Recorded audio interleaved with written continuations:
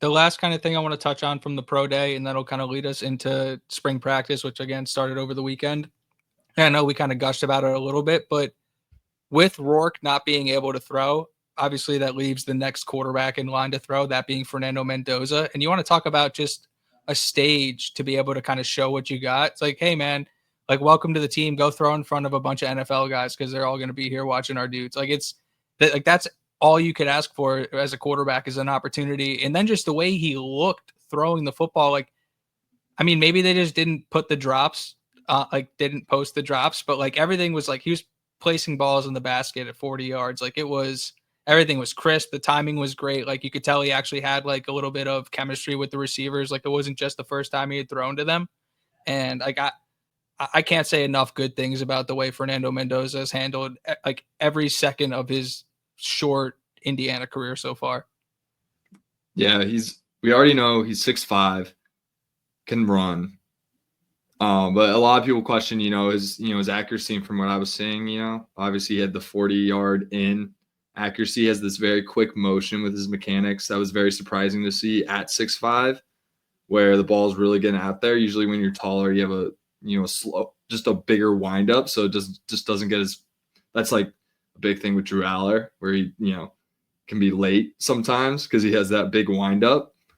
Mendoza at 6'5", very, very quick, very accurate within 40, and clearly can shoot that whole shot very accurately. And I think it's going to be he was hitting those sideline throws very, very often. And those are like the toughest throws when you're a quarterback, is throwing it across the field and hitting the sideline and at deep, not just short range, but also deep. Like obviously the further you go, the harder the throw is. And he was just hitting them. He is clear within 40 accuracy. I would love to see, with him being 6'5", like with all this first round buzz, like does he have that Josh Allen cannon? Like does he have that? That's kind of what I just am kind of missing from him. He's kind of like he had all that NFL buzz before when he entered the portal, and he had all that Georgia buzz, and now that's kind of died down since he went to Indiana naturally. And you can kind of see where that was coming from when he was at the pro day. I think a lot of eyes were on him at the pro day as well. Yeah, and I think especially when you, and I don't know how much you want to get into it, but when you look at who threw at the combine and what kind of throwing at the combine means, and to look at some of those performances, especially from somebody like a Will Howard, who me and you have both talked about, like actually liking his game. But I mean, he went out there and had not a great combine performance, and it's like throwing to receivers you've never thrown to and things like that. But then you just have that idea of what this quarterback class looks like, and like everybody just audibly hates it, which is insane. I think a lot of those guys actually might end up being pretty good, but we'll see. But then you fast forward a couple of days and you watch the way the ball comes out of Mendoza's hand and how fluid it looks, and like, yeah, like you can't fall in love with the pro day. Like I'm a Jets fan. I watch Zach Wilson. Like I have the scars. So it's like, I'm not going to sit here and be like, this is all the proof I need. But I mean, you just watch the guy do the action of football and it's like, yeah, like he's pretty fucking good at it.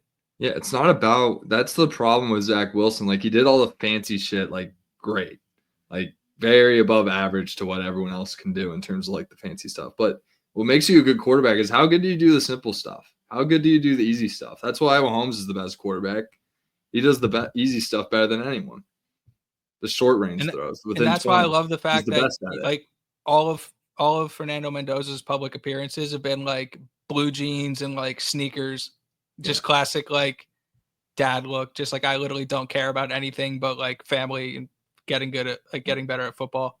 Yeah, and that's and go figure, he's doing all the easy stuff right, and you're not seeing him doing these like flashy throws like Dylan Raiola and Drew Aller, who are, Drew Aller's still playing college football for a reason.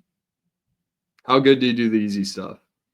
We're gonna see how good with this quarterback friendly offense. You got to be very excited with Mendoza's accuracy within 40. Oh, 100%. I think when you look at what we're going to be looking for this spring, quarterback is not going to be one of them. I think he's obviously unquestioned the number one. I think Grant Wilson unquestioned is the number two just based on age. And then kind of Alberto's kind of hanging in the background, like with the ability to move up. But like I said, I don't think quarterback is going to be a question going into spring. But I do have as much as I like the roster, a couple questions about it that I'm interested to get your take on it, because we did just finish up. I have the roster written down on a sheet of paper. We did just finish up day 2 of the spring. Roster. You want to talk about Indiana's transfer portal haul? Arguably, the second biggest name on it besides Fernando Mendoza was Pat Coogan, when the center from Notre Dame's national title run. When Coogan committed, obviously the natural thought was he was going to play center, but I've seen a lot of people say he could slide over to left guard. He might play right guard. So how do you see the offensive line shaping up? And at least what do you think we're going to see early in camp, in spring practice, to where like we might get some answers? If I had like just a guess and somewhat like half like what I would do, half what I think they're gonna do. I mean, Coogan played center in the national championship game this past year. Started. He's gonna fill in at center. Drew Evans is out with an Achilles tear. We don't know how long that's gonna be. He would get well soon. Normally be the left guard, but that's likely going to be Khalil Benson, and then Bray Lynch at the right guard, and then Mikowski at the right tackle, and Carter Smith at left tackle, just like it was last year, with him coming back. That's some high level. That's a high level starting lineup. Do you see any of the redshirt freshmen being able to push? Yeah, like going into spring, like that's the ones, right? Like that's who is getting the 1 reps, because they're the most experienced. They brought a lot of those guys in with NIL, politics, those types of things, right? And so obviously with Evans out, Vinny Feicable and Cooper Jones leaving the team, it's basically Austin Barrett, who's a redshirt sophomore, and the 7 freshmen that Cignetti has brought in. So they're going to have a ton of opportunity to really make a name for themselves and make pushes. And like of the scholarship linemen, like that's what's left. It's Austin Barrett and Cignetti guys. Cignetti freshmen that he's brought in over the past 2 years. Just based on playing time last year, I think Austin Leibfried makes a really big push. He's got that tackle build. They're giving him reps at guard because I think they just wanted, see what he can move him around, see the versatility. He's 6'6". I mean, if he could fill in at guard, and then we could like 6'6" guard would be awesome. Like that's we're talking like Georgia, like that's what they have. If you get that type of size at the guard, and then keep filling in the tackle at over the years in the portal, like just keep getting the top 10 tackle in the portal every year. And I think Austin Leibfried's a guy that could potentially push for some rotation guys, just because he's got versatility, and yeah, it'd be great to just see what he can do. That's a name that I really like. And then obviously I think your guy Johnny he's a clear guard. He can maybe even be a center one day. Dude, but he's a mauler. His high school tape is so fun to watch. 6'5", really stocky though, and he's or I think he's like 6'4", but he's a very large interior guard that I think can make some pushes for some PT as well. So there's a lot of exciting, like there's a couple kids in the freshman class that like obviously are going to be too young to play this year, that are going to be factors in 2026.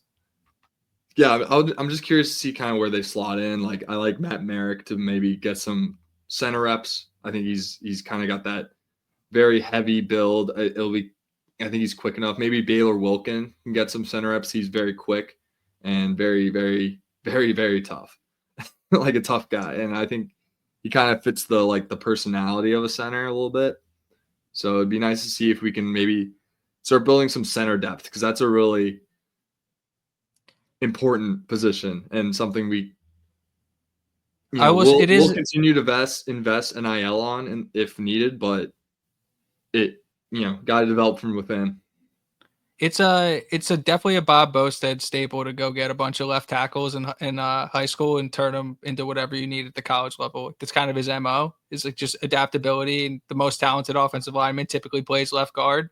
It's like, yeah, if you go watch any of these freshmen in high school, they're all playing left guard. So Yeah. it's kind of hard, or not Yeah. left guard, left tackle. Yeah. And Your best so alignment is playing left tackle. So if they're going to go play every at time. Indiana, they're probably playing left tackle in high school. So their position in high school is basically meaningless to me. It's really just based on like how tall they are is really like the taller you are, the more likely you are to be a tackle in my mind. Because you get to the NFL, like all those guys are 6'5" plus if you want to play tackle. Like that's just the basic requirement. So if you want to get at Georgia's level, like we got to have 6'5" plus tackles. It's just how it needs to be. And Ajani being 6'4", would love to see his development in the interior. Is kind of just where I'm not trying to slight any of these guys. I'm just kind of just going based off, what I've seen in the past.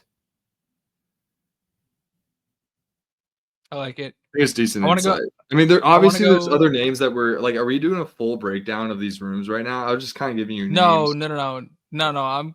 I'm kind of more so looking like these are just basic like general questions that hopefully get answered as spring goes on. I have something else written down first, but I want to go this way because I can't believe we didn't talk about it. But first of all, Justice Ellison is going to be a coach on the team this year. Awesome. That's awesome. So shout out to Coach Juice. I got my Tyson Lawton shirt on right now. Shout out to Lottie.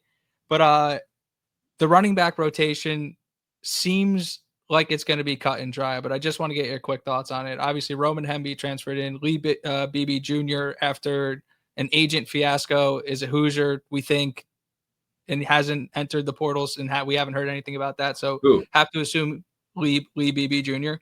Yeah, I think he's on the roster right now. No, he's on the roster for sure. I just know there was like an agent thing that happened, and then we have Kalon Black who's on the roster too. And so you probably assume we're going to get a 3-headed monster this year,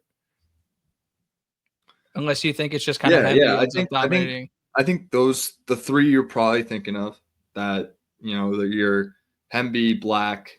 Sorry, I'm looking at the sheet. Hemby, Black, Beebe. Probably going to get the majority of the carries this upcoming year. Van Horst being kick returner, he's the sixth guy, and then you have Cuono and Martin. Yeah, I'm just going to break down the room because it's so small. There's only 6 of them. Cuono and Martin, they're still young. I think experience at this running back position just goes a long way. You got Roman Hemby. he's gonna start. He's been starting at running back since he was a freshman, playing at a very high level. Basically, 1,000-yard season pace his entire career. We were really high on Kalon Black last year, so I just see him as the clear like Lawton role. Like last year, like Ellison is good. Ellison role to Hemby, maybe even more carries, honestly, than what Ellison was getting. Even though they run the ball a ton, so there's plenty to go around, especially earlier in the year. Once we get into big games, I expect us to pass a lot more. Just that's kind of what these elite teams look like when they're really clicking. Is they kind of just throw the ball more because they can and they're better and they can just win on the outside, but. Hemby's going to get majority of the carries. I like Black coming in at the 2, and then Beebe is just change of pace guy, the fastest running back. I kind of like that role, like as a third running back, just coming in for like screens and pass game stuff and maybe third downs. He gets a bulk of opportunities on third down, and then first and second downs basically going to Black and Hemby strictly. Even though I could see Hemby and Black going on third down as well, but I expect a lot of third down action for Beebe. Comparatively to like the rest of his stuff that he's getting. But they kind of do like, going 2 carries at a time is kind of what they tend to do with the rotation. So it'll be interesting to see how they treat Beebe is kind of the biggest question mark for me will be Beebe. I think it's more so like hot hand / like who's fresh more so than it is like first down, second down, third down. I think when you look at the type of back they recruit, it's like do it all, have to be able to pass protect, have to be able to catch the ball out of the backfield, and obviously have to be able to run through the tackles. And so I'm just because we obviously saw a very strict 2-back rotation, especially as the year went on. Like Elijah Green got a little bit of work like early in mop up duty, but like we really didn't see Black at all. And so I'm interested to see if that was just due to the nature of the roster and kind of how they felt going down the stretch as they just trusted those 2 guys more, or if it was more so of like we're riding these guys because that's all we've got. So it'll be interesting to see how they use Black, Yeah. especially going into the fall. But I'm not sure we'll get an answer on that until we start seeing them actually hit. Yeah, that's why I'm inclined to think Hemby is going to get more carries than Ellison got last year. Yeah, Is I think he's very clearly the one. like And I like the talent we have in the room, and I like like Sean Cuono, I think is really good, and I really like Kobe Martin.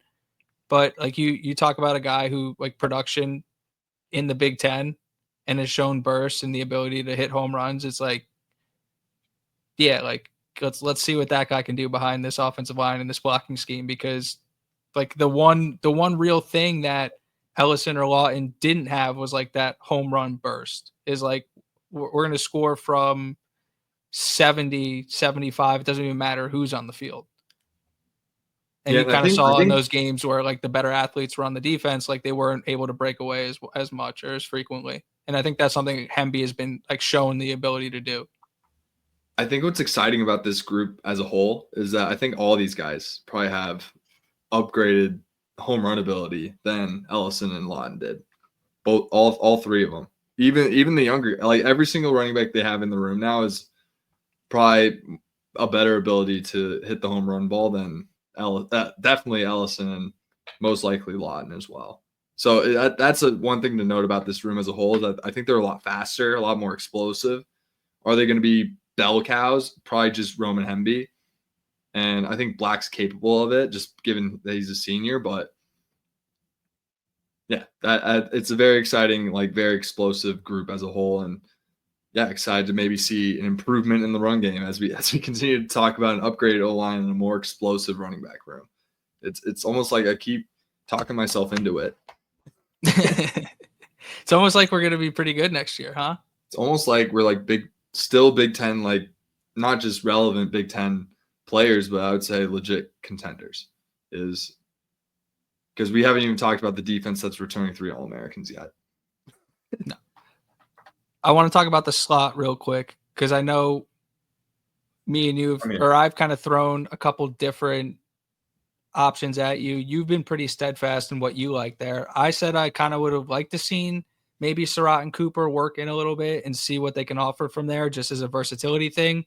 But kind of who do you like, or who do you see coming out of spring with the slot job? I like Tyler Morris. I think that's why they brought him in. I think that he's going to be getting 1 reps first day. I bet he already was. He's the only guy on the in wide receiver room with a national title. He's getting 1 reps. I'm just that's just that's just kind of how it goes. He's gonna get 1 reps in the slot. I think there's a lot of potential just with the versatility that you mentioned. I think Cooper has that route running technicality to where he can do it. I think it doesn't really make a whole lot of sense with Surratt. He's so dangerous. Like put him outside, and he's so long too. But it'd be fun to maybe see them do it a little bit with him just for his NFL kind of stock. I'd be curious. Surratt just if he wants to be an All-American, like if he's like an All-American level player, we might see him in the slot a little bit. Like if he's first round guy, second round guy, we might. But at the end of the day, like I don't want to diss anything about Surratt. Like he is a guy that came from Saint Francis. He's not like the typical 5-star prospect. He's kind of grinded his way, and he's really found a role as that outside guy, and he's very dominant out there. So I kind of like the idea of just sticking him out there. I think Mekhi Jackson has a lot of potential in the slot. And then the 2 freshmen, Kendrick and Bond, I imagine, are going to get a ton of opportunity to make a name for themselves at that role because they just fit the mold. You want to talk about a lot more class of 2025 guys that I just like that whole receiver room between the 2 of those guys and Davion Chandler, like explosive. Like I think you can move some of these outside guys inside, like Mekhi Jackson, but in my 3 deep right now, because there's 9 scholarship guys in this room, I got Kendrick and Bond as the 2 guys behind Tyler Morris at the slot.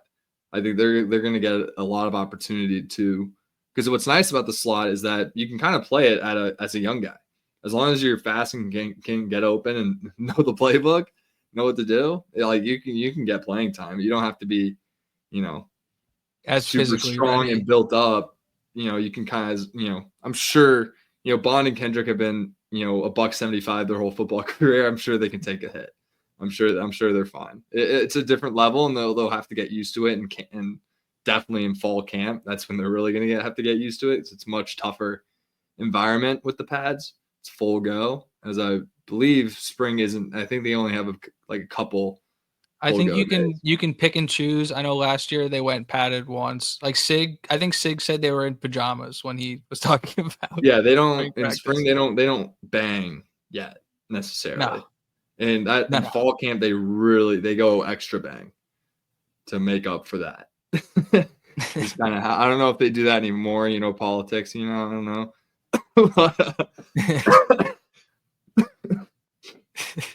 Just the way society is. Anyways, Politics, man, it's tough. Politics. Look it.